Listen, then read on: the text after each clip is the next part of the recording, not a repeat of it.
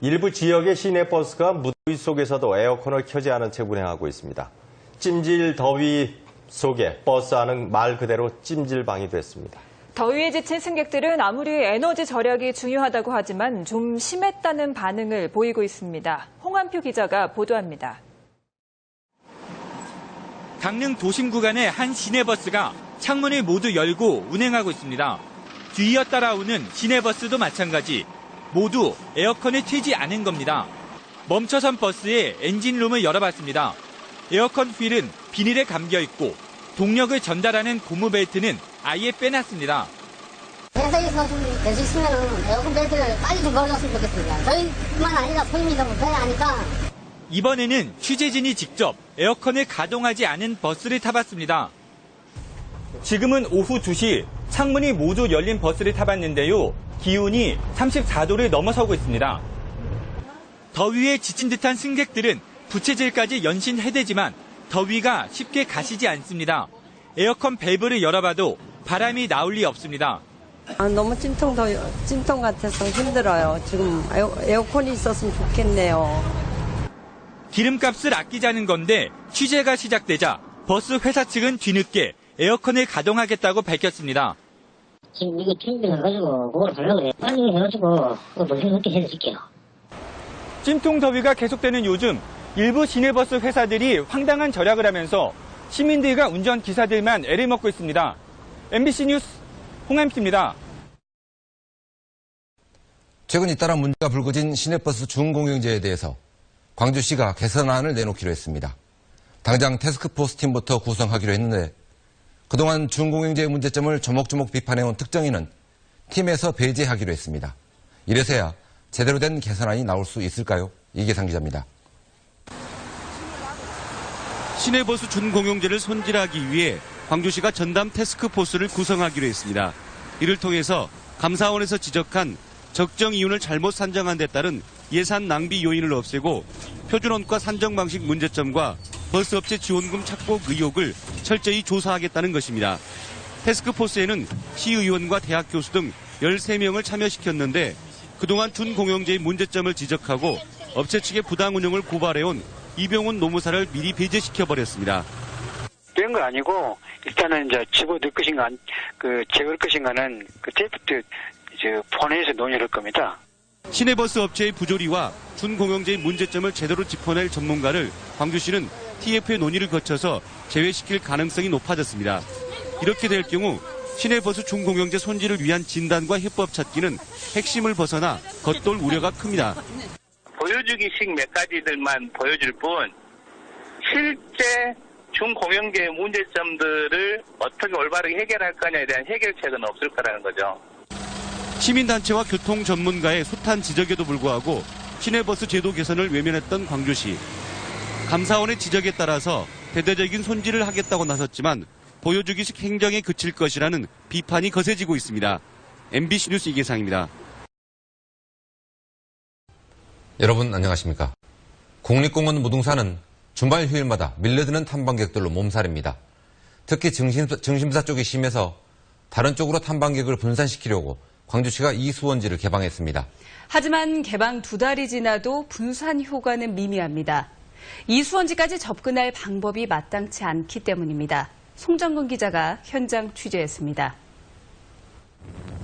지난 3월 상수원 보호구역으로 지정된 지 34년 만에 전격적으로 개방된 제2수원지 탐방로.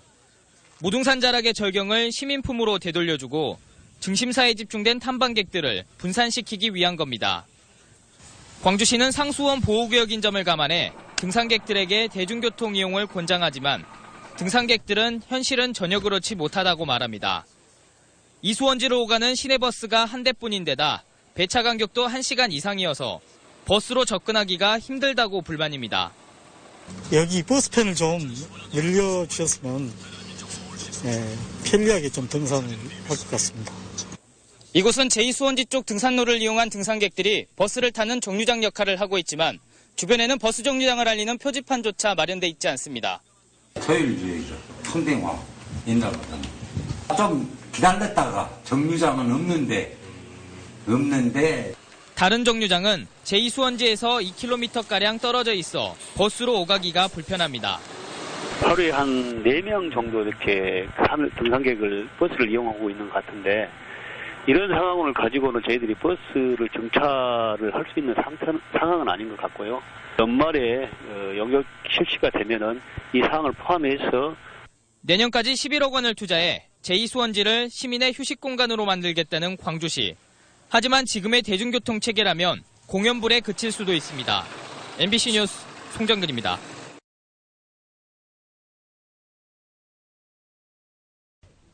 여러분 안녕하십니까? 광주 MBC 뉴스데스크입니다. 광주 시민들이 잃어버리거나 쓰지 않아서 잠자고 있는 교통카드 충전금이 5년 동안 10억 원에 이릅니다. 이 돈은 카드 사업자와 광주시 통장에 고스란히 쌓여 있습니다. 깨워서 쓸 수 있는 활용 방안이 필요합니다. 첫 소식 윤근수 기자가 취재했습니다. 시내버스나 지하철 이용자들이 대부분 쓰는 교통카드. 간수 잘못해서 잃어버리는 일이 다반사죠. 그냥 깜빡하고 놔두고 다니거나 아니면 우리가 빠져서 사라지거나. 교통카드는 만들어 놓고 쓸 일이 없어서 서랍에만 넣어두는 경우도 있습니다. 안 쓰는 카드야 언젠가 쓰면 되겠지만 잃어버렸을 땐 남아있는 충전금을 찾을 길이 막막합니다. 어차피 잃어버리면 못 찾으니까 거의. 그래서 그냥 포기하고 막 그래요. 충전한 카드를 잃어버리거나 어디에 뒀는지 잊어먹어서 5년 이상 쓰지 않고 있는 카드 충전금이 광주에서만 9억 6,500만 원. 전국적으로는 350억 원에 이릅니다.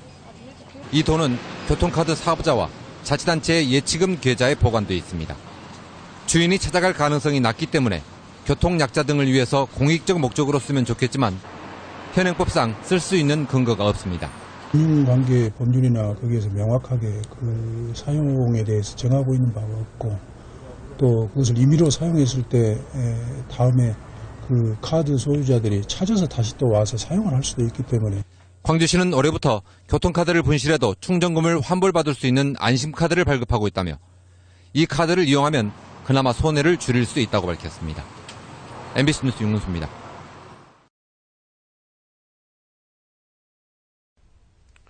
광주 시내버스 노조가 이틀째 파업을 벌이면서 시민들의 불편도 계속되고 있습니다. 운행률도 떨어졌지만 첫차와 막차 시간도 빨라지거나 늦춰져서 시민들의 고생이 이만저만이 아닙니다. 광천터미널 버스 정류장에 나가 있는 취재기자 연결하겠습니다. 송정근 기자, 상황이 어떻습니까? 네, 지금 제가 나와 있는 광천 버스터미널에는 많은 시민들이 버스를 타기 위해 기다리고 있습니다. 조금 뒤 밤 9시면 버스가 끊기기 때문인데요. 버스 파업 이틀째인 오늘도 시민들의 불편은 계속되고 있습니다.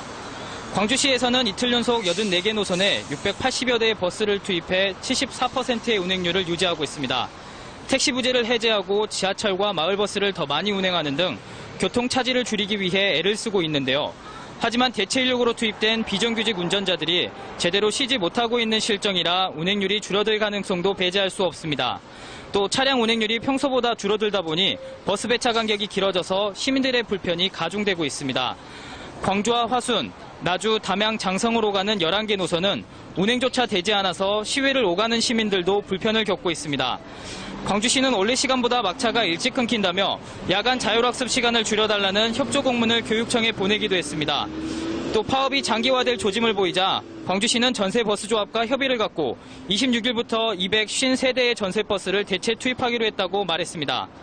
광주시는 첫차 운행 시간도 새벽 5시 40분에서 아침 6시로 늦춰졌다며 광주광역시 버스 운행 정보 홈페이지에 들어가면 임시 운행 버스 시간표를 확인할 수 있다고 밝혔습니다. 지금까지 광천 버스터미널에서 MBC 뉴스 송정근입니다. 빛가람 혁신도시에 119 소방센터가 없어서 주민들이 불안해한다는 보도를 어제 해드렸는데요. 혁신도시의 대중교통망도 엉성하기 짝이 없어서 주민들의 불편과 불만이 이만저만이 아닙니다. 공공기관 임직원들이 내려오길 꺼린다고 해서 그들 탓만 할 일은 아닌 것 같습니다. 송정근 기자가 현장 취재했습니다. 다니던 직장이 혁신도시로 이전하면서 지난 2월부터 나주에 살기 시작한 35살 이상흥 씨. 쇼핑은 광주에서 하고 자녀하고는 나주 시내로 보내고 있습니다. 갑자기 누군가 아프기라도 하면 광주나 나주 시내로 가야 합니다. 혁신도시 안에 아직 정주 여건이 제대로 갖춰져 있지 않기 때문인데 대중교통마저 불편해 이동하는 게 쉽지 않습니다. 차를 하나 더 구입했어요. 차가 없으면 아까 말했던 가장 시장거리 보거나 아니면 쇼핑을 하거나 뭘 사려고 하면 무조건 멀리 나가야 되니까. 나주 혁신도시에서 광주로 가는 버스편은 1160번과 나주교통 2편뿐인데다 배차도 50분 간격이어서 버스를 이용하기가 쉽지 않습니다. 나주 시내로 가는 버스도 나주교통 700번 하나뿐인 상황입니다. 저들이 이제 셔틀버스를 운행해요, 출퇴근 시. 왜냐면 대중교통이 아예 존재하지를 않으니까. 광주에서 여기까지 출퇴근 가능합니까? 안 되지. 지금 버스가 없는데.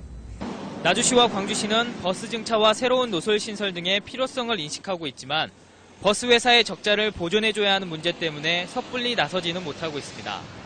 20대 정도 운행을 하게 된다면은 연간 한 40억 정도 운송비용이 추가로 발생합니다. 지금 현재로서는 나주 혁신도시에 가는 분들이 그렇게 많지가 않을 거 아닙니까?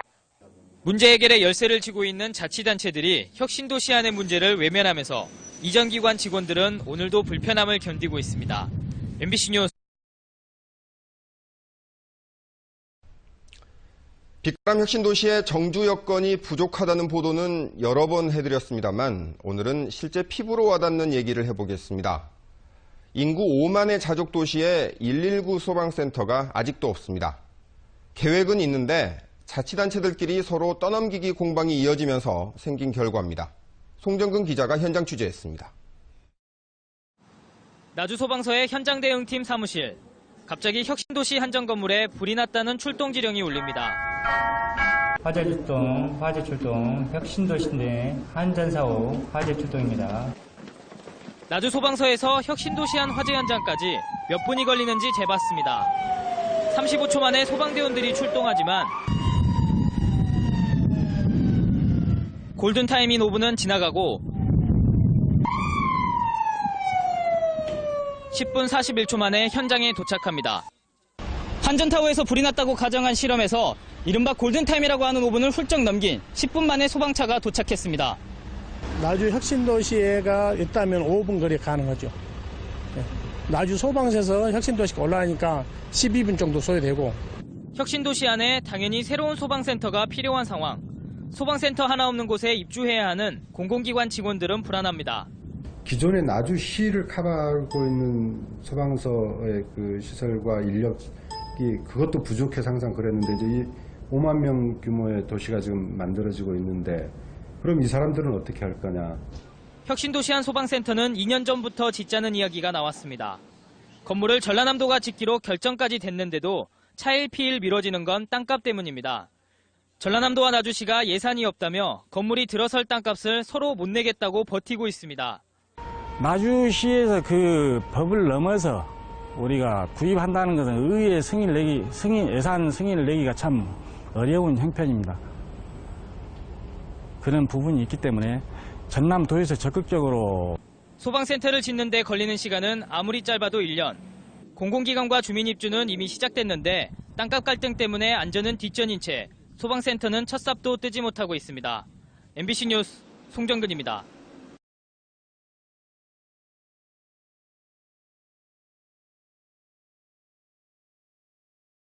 모든 화재가 그렇지만 학교에 불이 났을 경우에도 1분 1초가 아까운 상황이죠. 초기 진화가 무척 중요한데요. 그런데 학교 인근의 구조물 등 여러 이유로 소방차 진입조차 못하는 곳이 수백 곳이 넘는다고 합니다. 김지숙 기자가 그 실태를 취재했습니다.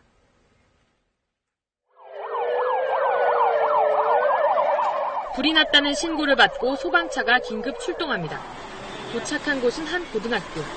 1분 1초가 급한 상황이지만 정문위에 설치된 구조물에 걸려 소방차가 진입을 하지 못합니다. 갈 것 같아요. 안 돼요. 안 돼. 또 다른 학교도 마찬가지입니다. 정문에 설치된 계단이 높아 소방차가 들어갈 수 없습니다. 다른 문으로 돌아가 보지만 이번엔 언덕이 소방차 진입을 가로막습니다. 정지해. 언덕을 넘는다 해도 장애물은 또 있습니다. 고가 사다리차가 지나가려면 적어도 4m 20cm가 필요한데 건물 간 연결 통로의 높이가 낮아 통과가 어렵습니다. 건물 외부에서 고가 사다리차를 이용한 인명구조작전은 상당히 곤란할 것 같습니다. 이렇게 정문이 작거나 구조물에 방해가 있어서 소방차가 들어갈 수 없는 학교는 전국적으로 315곳에 이릅니다. 소방차가 출동한다 해도 인명피해를 최소화할 수 있는 골든타임 5분 안에 현장에 도착해 진화 작업을 시작할 수 없다는 얘기입니다. 학교를 지을 때는 반드시 소방차가 진입할 수 있도록 해야 한다는 법 규정이 없어서 일어나는 일입니다. 골든타임을 놓치면 아주 대량의 인명피해가 있기 쉽습니다. 그래서 진입로에 대한 일정한 시설 기준을 충분히 확보토록 하고 초기 진화에 필수적인 스프링클러가 설치되어 있지 않은 학교도 9,000곳이 넘습니다. 최근 3년간 600여 건 등 전국 학교에서 크고 작은 화재가 잇따르고 있어서 대책 마련이 시급합니다. KBS 뉴스 김지숙입니다. 130여 명의 사상자가 났던 경기도 의정부 화재 사고는 소방차가 진입하기 어려워 피해가 더 커졌습니다. 정부가 조사를 해봤더니 광주에도 이런 곳이 여럿 있었습니다. 송정근 기자가 현장 취재했습니다. 화재 출동, 학원관 내 화재 출동 있습니다.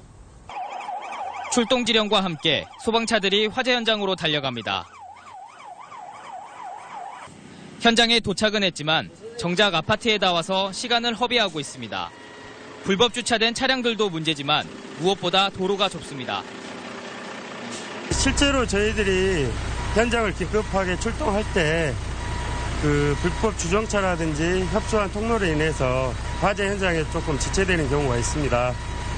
5층짜리 아파트에서 불이 났을 경우에 출동하는 차량인데요. 5층 이상의 고층 아파트에서 불이 났을 경우에는 이보다 더 큰 차량이 출동하기 때문에 신속한 현장 출동은 더 어렵게 됩니다.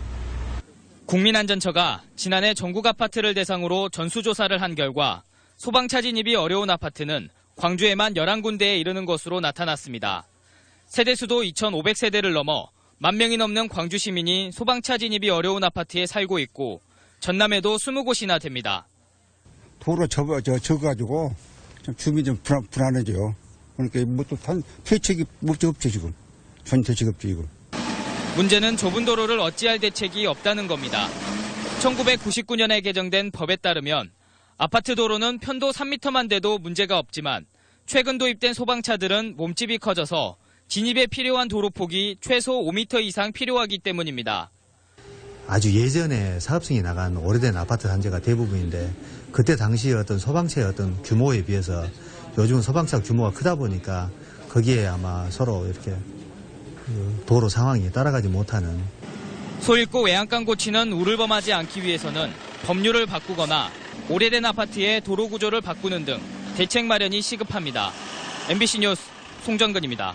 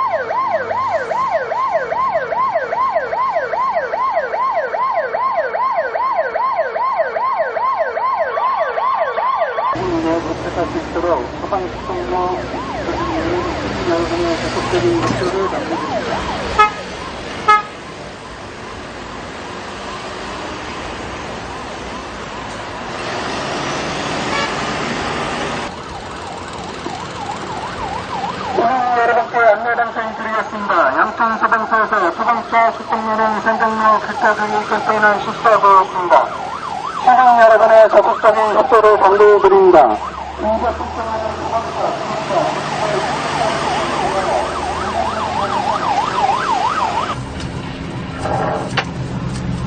카퍼레이드 오토바이 나왔습니다.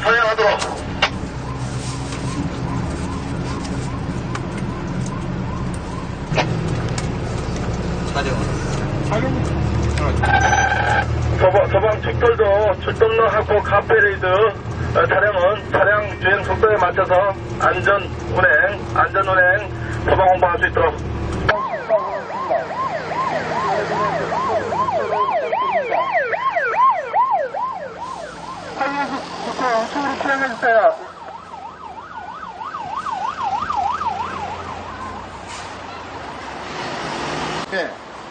빠른 출동을 위해서는 소방차 길터주기 시민의식이 필요한 것 같습니다. 그래서 시민 여러분의 많은 참여를 부탁드립니다.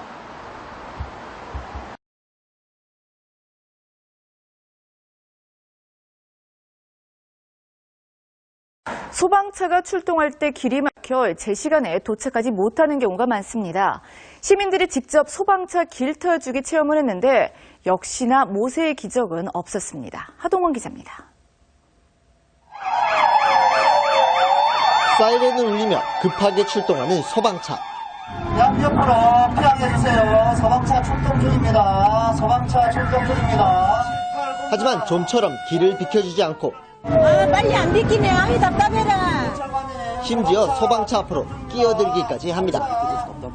소방차 뒷자리에서 지켜보던 시민도 답답함을 감추지 못합니다. 답답합니다. 저 좀 비켜주세요. 소방차가 출동하는 골든타임은 5분이지만 길이 막혀 12분이나 걸렸습니다. 대구에서는 차량 정체까지 빚어져 소방차 길 터주기는 말 그대로 언감생심입니다. 그 도로에서 소방차가 출동할 때 비켜주는 차들도 많은데 여전히 아직 조금 미흡한 점이 있는 것 같아서 그게 좀 아쉽고요. 좁은 도로에서는 불법 주차에 가로막히는 일도 다반사입니다. 소방차 같은 경우에는 차량 크기가 크기 때문에 진입을 아예 못하고 작전 실패를 하는 경우가 있습니다. 소방차에게 길을 비켜주는 당연한 행동이 모세의 기적이라 불리는 현실. 비양심과 얌체 운전의 귀중한 골든타임이 도로 위에서 벌어지고 있습니다. TV조선 하동훈입니다. 화재나 구조 상황에서는 무엇보다 황금 시간을 지키는 게 중요한데요. 출동할 때 1분 1초라도 더 줄일 수 있도록 소방차 전용 신호 시스템이 도입됐습니다. 어느 정도 효과가 있는지 윤지현 기자가 취재했습니다.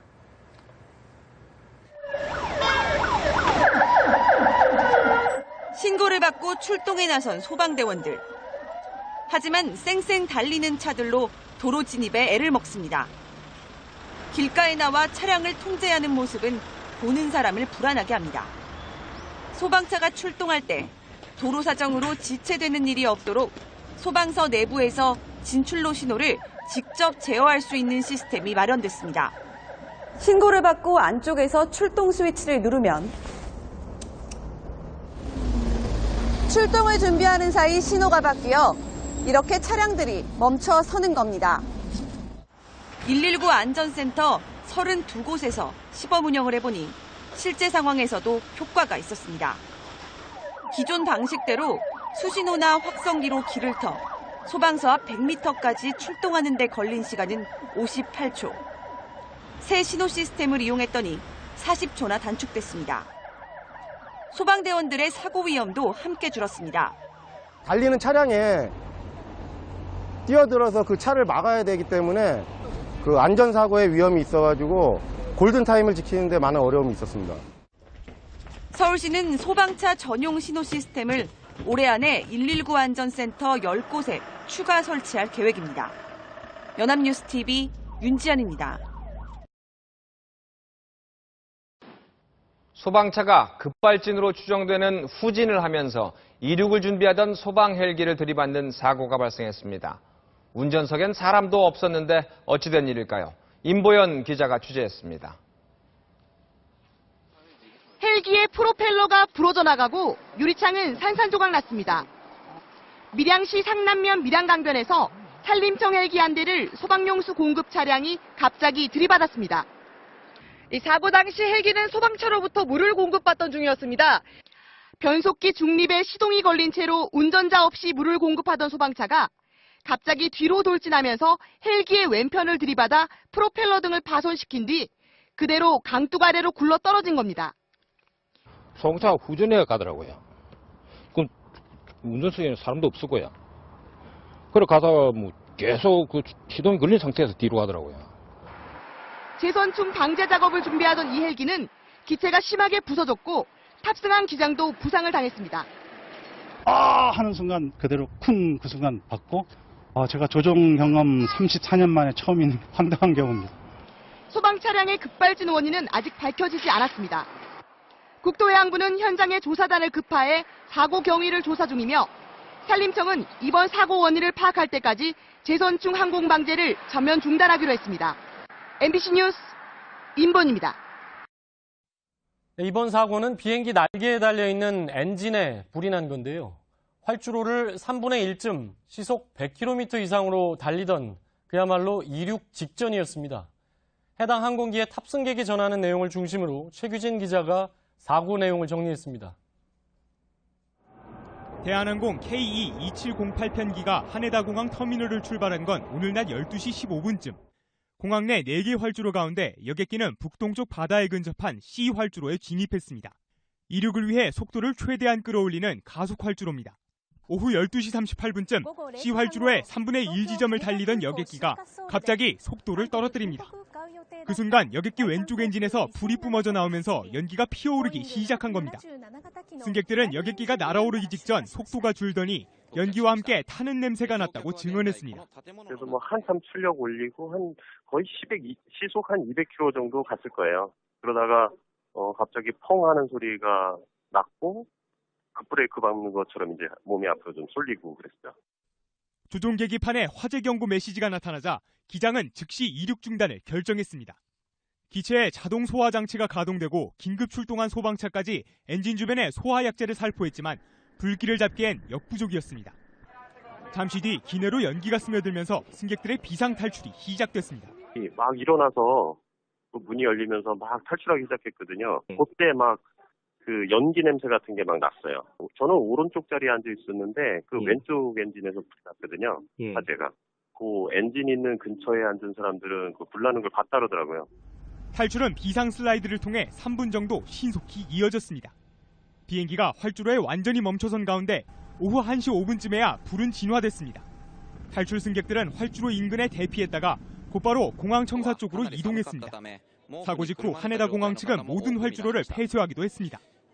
일본 정부는 기체 내 테러로 의심되는 물체는 발견되지 않았다며 엔진 결함 등의 가능성을 두고 조사 중이라고 밝혔습니다. 우리 국토교통부와 대한항공은 안전감독관 등을 파견해 사고 조사에 참여합니다. JTBC 최규진입니다. 비행기를 타고 가던 중 그야말로 영화 같은 일이 벌어졌습니다. 비행기가 추락하듯 갑자기 수직 강하를 한 건데요. 20분간 이랬다니 승객들 얼마나 놀랐을까요? 정규 기자가 보도합니다. 오늘 새벽 승객 150여 명을 태우고 김포공항을 떠나 제주로 향하던 제주항공 소속 여객기 7C101편. 이륙 후 40여 분쯤 지났을 무렵 비행기에 갑자기 이상이 생기면서 승객들이 공포에 휩싸였습니다. 기내 압력을 조절하는 여압장치가 고장이 나면서 비행기가 애초 운항 고도인 18,000피트 상공을 벗어나 8,000피트로 급강하한 겁니다. 고도 1만 피트 이하에서 운항하면 기내 압력 조절이 필요 없다는 점을 이용해 비상 운항을 한 겁니다. 저공 비행 끝에 여객기는 무사히 제주공항에 도착했지만 승객들은 20여 분간 불안감에 떨어야 했습니다. 급격한 압력 변화로 승객들이 통증을 호소하는가 하면 놀란 어린아이들이 울음을 터뜨리는 등 소동이 이어졌고 기내에선 비상용 산소 마스크까지 작동됐습니다. 승객들을 대상으로 어떤 이상이 있는지 여부를 체크를 했고 나중에라도 문제가 생기면은 저희가 지정해드린 종합병원 가서 이제 검진을 받고 알려주십시오 라고 그렇게 승객들에게 안내를 한 거죠. 제주항공은 즉각 해당 항공기의 운항을 중단하는 한편 압력 조절 장치 고장 원인을 조사하고 있습니다. MBN 뉴스 정규혜입니다. 샌프란시스코에서 사고가 난 아시아나 항공기의 일부 승무원들이 어제 저녁 국내로 돌아왔습니다. 승객 구조에 몸을 던졌던 승무원들은 사상자들과 동료 승무원들을 생각하며 눈물을 흘렸습니다. 김기봉 기자의 보도입니다. 고개를 숙인 채 무거운 마음으로 입국장을 들어서는 승무원들. 이름을 부르는 박삼구 금호아시아나 회장의 목소리에 참았던 눈물을 터뜨렸습니다.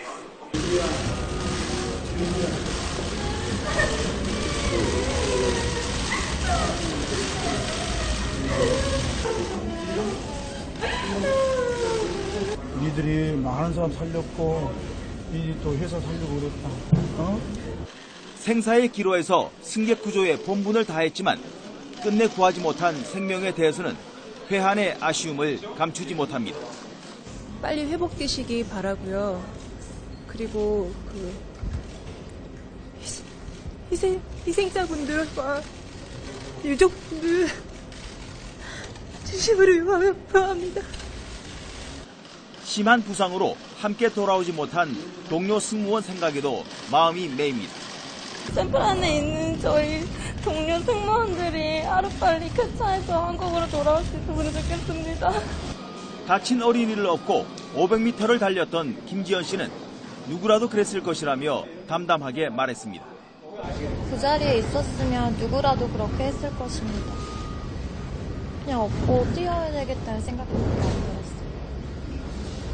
6명의 승무원과 함께 승객 1명도 같이 귀국해 한국인 탑승자 77명 가운데 지금까지 28명이 국내로 돌아왔습니다. YTN 김기봉입니다. 아시아나 항공이 2년 전 미국 샌프란시스코 활주로에 충돌하는 대형 사고가 발생했을 때 승무원들의 헌신적인 구조 활동 기억하실 텐데요. 당시 승무원들이 정신적, 신체적 피해를 보상하라며 회사를 상대로 소송을 냈습니다. 김종성 기자의 보도입니다. 지난 2013년 7월 인천공항 입국장. 미국 샌프란시스코 공항 착륙 중 사고를 낸 아시아나기 승무원들이 박삼구 회장을 보자마자 울음을 터뜨립니다. 니들이 많은 사람 살렸고 이 또 회사 살려고 그랬다. 본인들도 크고 작은 부상을 당하고도 침착함을 잃지 않고 승객을 구한 승무원들. 당시 박 회장은 승무원들에게 회사에서 영원히 가족같이 지낼 수 있도록 살피겠다며 위로했습니다. 승무원들이 빨리 완치할 수 있도록 하는 것이 제가 제일 먼저 해야 할 일이고. 그런데 어찌된 일인지 승무원 8명이 미국에서 지난해 초부터 최근까지 회사와 비행기 제조사 보잉에게 손해배상 소송을 냈습니다. 항공기 추락 때 등뼈가 골절된 승무원 1명도 포함됐습니다. 사고로 인한 신체적, 정신적 피해를 보상하라는 겁니다. 아시아나항공은 소송에 성실하게 임하겠다는 말뿐 당혹스러운 모습입니다. 금호아시아나는 지주회사격인 금호산업을 되찾아 그룹을 재건하겠다는 목표를 세웠지만 가격 협상에 난항을 겪고 있습니다.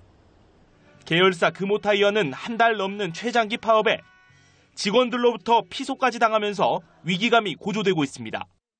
연합뉴스TV 김종성입니다.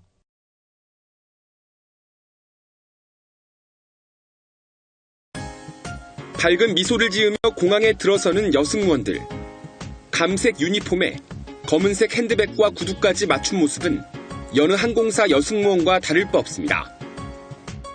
북한이 대외 선전용 월간지인 조선 9월호의 표지 모델로 내세운 5명의 고려항공 여승무원들입니다.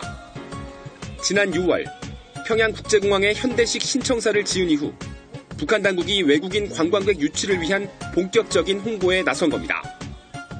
고려항공은 2013년 유니폼 디자인을 바꾼 데 이어 최근에는 최악으로 꼽혔던 버거 대신 김밥으로 기내식 메뉴를 바꿨습니다.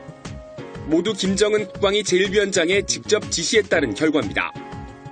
스위스 유학 생활을 경험한 김정은은 전용기를 즐겨 타는 등 항공 분야에 관심을 보여왔습니다. 그러나 북한의 항공 서비스에 대한 평가는 최악입니다.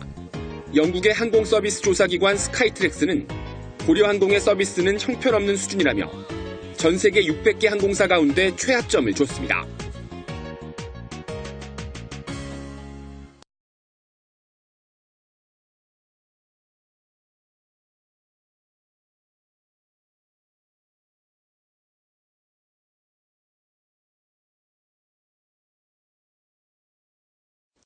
초고속 인터넷 시대라지만 아직 도내 상당수의 시외 버스 터미널에서는 인터넷으로 버스표를 예매할 수가 없습니다.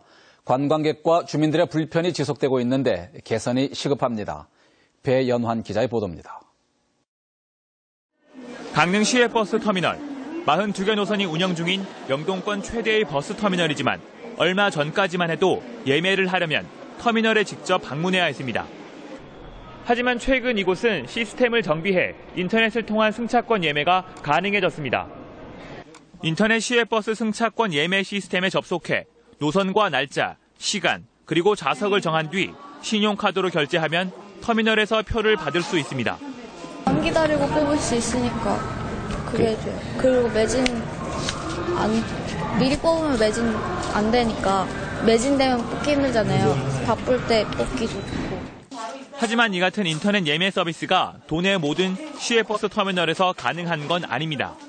33곳 가운데 강릉과 원주를 비롯해 속초, 홍천, 태백 등에서만 인터넷 예매가 가능하고 그마저도 제한적이어서 이용객 불편이 지속되고 있습니다. 인터넷 예약 및 왕복 승차권 발권이 가능하게 구축하여 올해 말까지 모든 터미널에 통합전산망 구축을 완료하도록.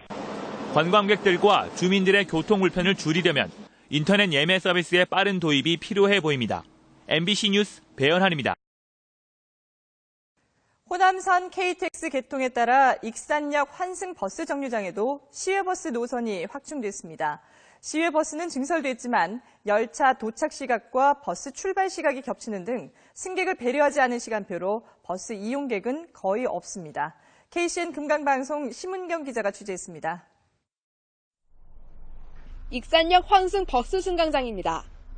호남선 KTX 개통에 따라 지난 1일부터 시외버스가 기존 21회에서 60회로 늘었습니다. 익산역을 오가는 시외버스는 늘어났지만 열차 도착 시각과 시외버스 출발 시각이 맞지 않아 심각한 문제점이 드러났습니다. 특히 전주와 군산으로 가는 시외버스는 KTX 도착 시각과 겹치거나 도착 시간 전에 출발하는 버스가 허다했습니다. 열차 도착 시각을 전혀 고려하지 않은 겁니다. 8시 18분에 도착한다면은 여기 버스는 한 8시 한 33분 정도 약 한 15분 공간을 줘야 손님이 이용할 수 있는 것이지 시간 오고 내리는 사람 오고 열차 도착하고 버스 간 다음에 열차 오면 뭐 되겠습니까? 이 때문에 익산역 환승 버스 승강장을 이용하는 승객의 수도 극히 드물었습니다. 특히 익산역과 김제를 운행하는 시외버스는 하루 6회 운행되고 있지만 고작 10명이 태운 것이 전부.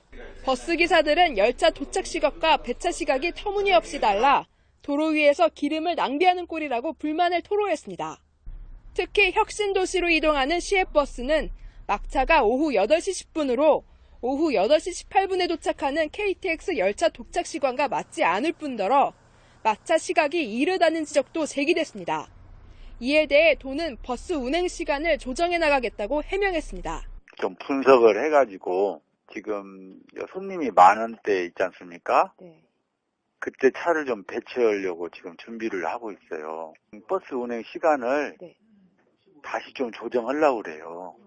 호남선 KTX 개통과 함께 연계 교통망이 구축돼 이용자들의 편의를 돕겠다는 계획이 탁상 행정으로 기름만 낭비하는 꼴이 돼버렸습니다. KCN 뉴스 심은경입니다. 오는 4월부터 KTX 증편으로 익산역의 역할이 더 커지게 됐습니다. 하지만 전주나 군산에서 익산역을 거치는 시외버스가 거의 없어 익산역 이용에 불편이 큰데요. 전라북도가 익산역을 오가는 시외버스를 지금보다 6배 넘게 늘리기로 했습니다. 김철 기자의 보도입니다.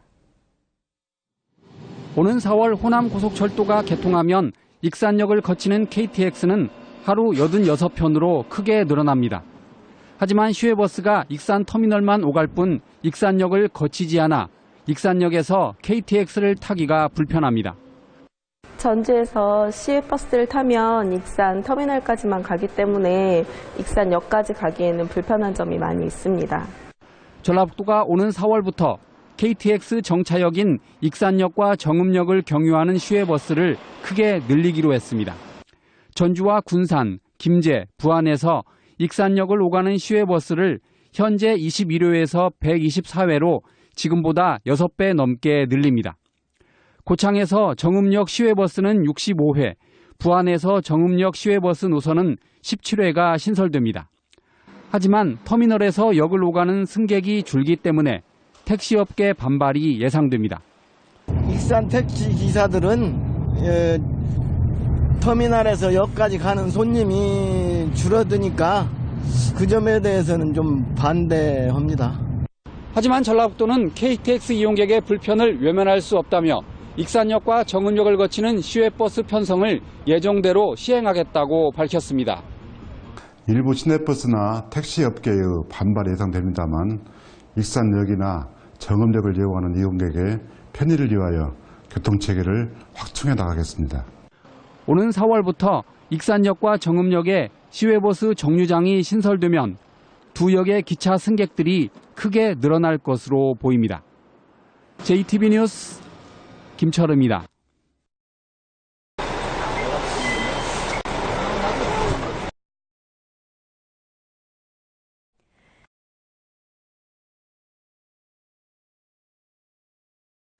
강원도 강릉에서 춘천까지 버스 한 번 타면 2시간 좀 넘게 걸립니다.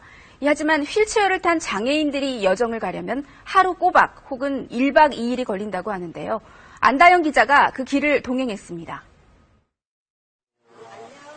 강릉에 사는 윤재선 씨가 강원도청이 있는 춘천에 가기 위해 이른 새벽 기차를 탔습니다. 그런데 윤 씨가 탄 기차는 서울행 기차입니다. 강릉에서 춘천 간 선로가 없어 서울 청량리역까지 5시간가량을 간 뒤 기차를 갈아타고 춘천역까지 1시간을 다시 돌아가야 하는 겁니다. 또 시간대가 잘 맞아야지. 못하면 이제 다음 기차를 타고 한번 이동하면 거의 1박 2일 정도 걸려요. 집을 나선 지 10시간여 만에 목적지인 강원도청에 도착했습니다. 시외버스를 탈 수 있었다면 2시간 반이면 올 거리입니다. 뇌병변 장애인 정혜선 씨도 1시간 거리에 고향 진안으로 갈 때 시외버스를 탈 수 없어 특수 차량을 이용해야 합니다. 좌석이 없고 이거 어디 늘 데도 없어. 들어갈 데가 없어요. 못 가요? 타도요, 못해요? 전주에서 진안까지 시외버스 요금은 4,600원이지만 개인 특수 차량을 이용하면 10배가 넘는 5만 원을 내야 합니다. 한번 갔다 올라오면 돈도 진짜 많이 깨지고 하니까 가고 싶어도 못 가고요. 전국의 시외버스와 고속버스 가운데 휠체어 장애인이 탈 수 있는 버스는 단 한 대도 없습니다. 정부는 올해 고속버스 40대를 개조하는 시범 사업을 추진하려 했지만 16억 원의 예산을 확보하지 못해 이마저도 불발됐습니다. KBS 뉴스 안다영입니다.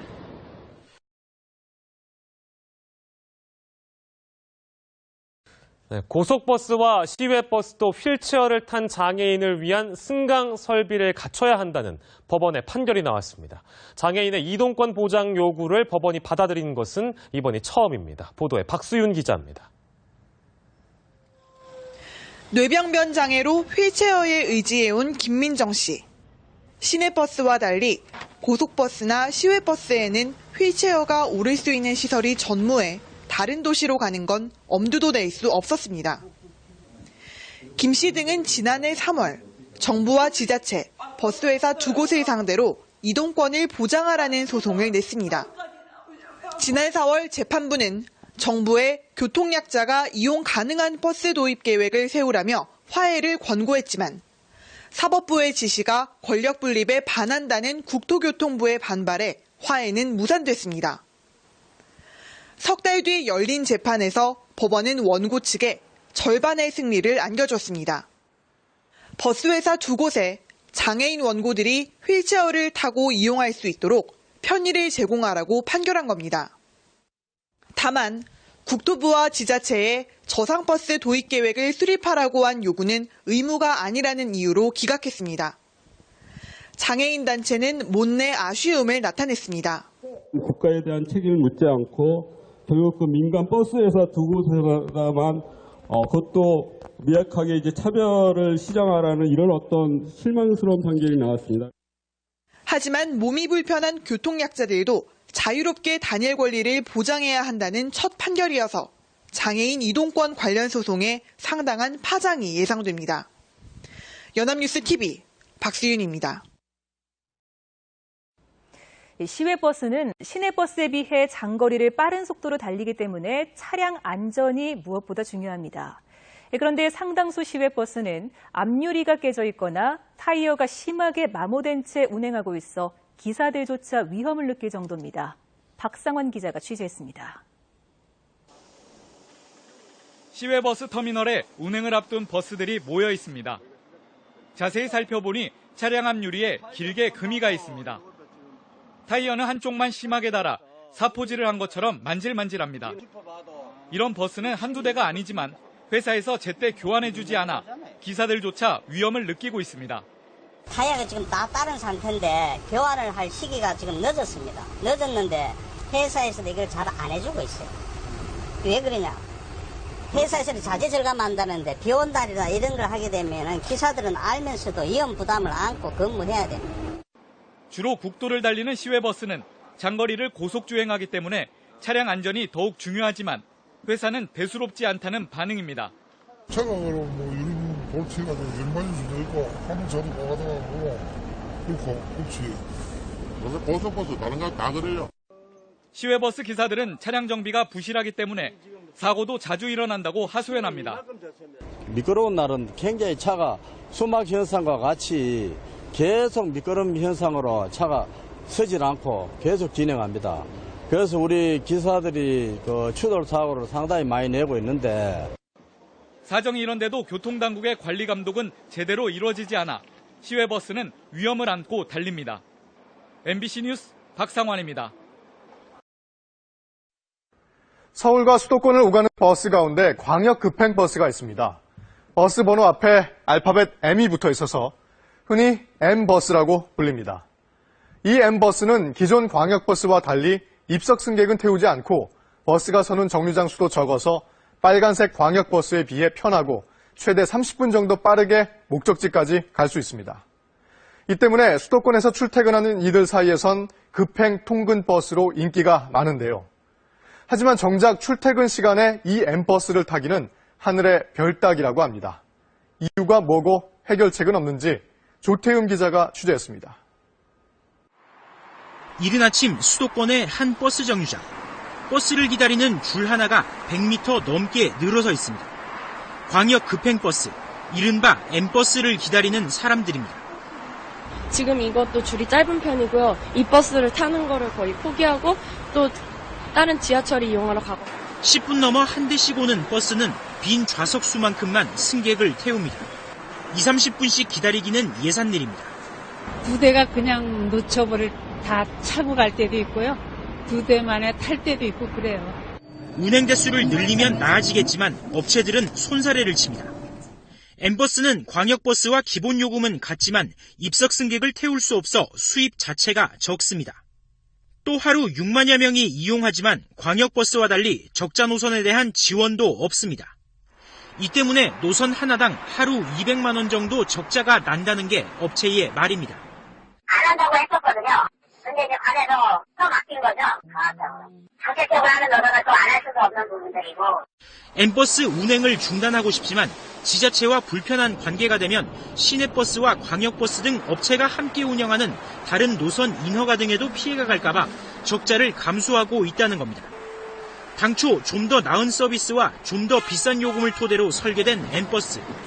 물가 인상 등을 이유로 요금은 제자리인 가운데 민간 사업자가 적자를 떠안는 구조가 되면서 시민들의 출퇴근 전쟁은 계속되고 있습니다. KBS 뉴스 조태염입니다.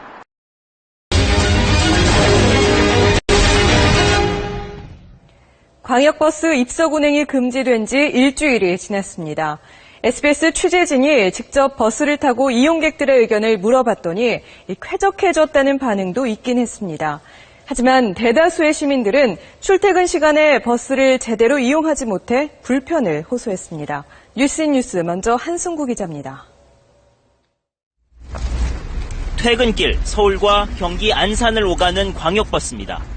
이미 자리는 꽉 찼고 버스기사는 더 이상 손님을 태울 수가 없습니다. 다리가 없다고요. 다리가 없다고요. 갈 길 바쁜 시민들은 교통카드부터 내밀고 버스로 들이닥칩니다. 다리가 없다니까 왜 타요? 그냥 가자는 승객들과 못 간다는 기사 사이에 승강이가 벌어집니다. 내리셔야 돼요. 차 출발을 못해요. 이거 찍은 거 어떻게 해요? 열어주시길래 한 건데? 안 된다고 손찍었습니다. 좌석 없다고. 이걸 뭐. 찍고 내리세요. 단순히 내릴까요? 버스를 기다리던 사람들도 발길을 돌리고 자리 없죠? 자리가 다 찬 버스 일부는 정류장을 그냥 지나치기도 합니다. 바쁜 출근 시간에는 버스에 앉기 위해 기점 쪽으로 되돌아가 차를 기다리기도 합니다. 자리가 없어서 버스를 타고 이동을 해가지고 여기 오면 자리가 있으니까. 그래도 몇 대 보내다 보면 지각하기 일쑤입니다. 일단은 놓치고 하다 보니까 지각을 하게 되더라고요. 차는 막히고 사람은 많다 보니 입석 운행도 여전히 사라지지 않았습니다. 입석을 타시는 분들이 많네요. 거의 다 거기다. 이자리 변선 시간이 8분당 줄어들었거든요. 그래서 많이 분산이 돼 있어 지금. 서서 가더라도 집에 빨리 가고 싶은 게 퇴근길 직장인들 심정입니다.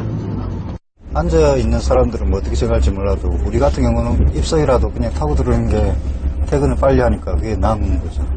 정류장에서는 고통스럽더라도 사람 많던 버스보다는 전반적으로 쾌적하고 안전해졌다는 인식도 있습니다. 사람들 많이 차고 그러니까 그래서 그게 좀 많이 불편했는데 지금은 이제 앉아서 가니까 여유 있게 하는 것 같아서 좋은 것 같아요. 광역버스의 입석이 금지된 지 일주일. 버스 안은 안전하고 쾌적해졌지만 버스를 기다리는 줄이 길어지면서 시민들의 출퇴근은 팍팍해졌습니다. SBS 한승우입니다.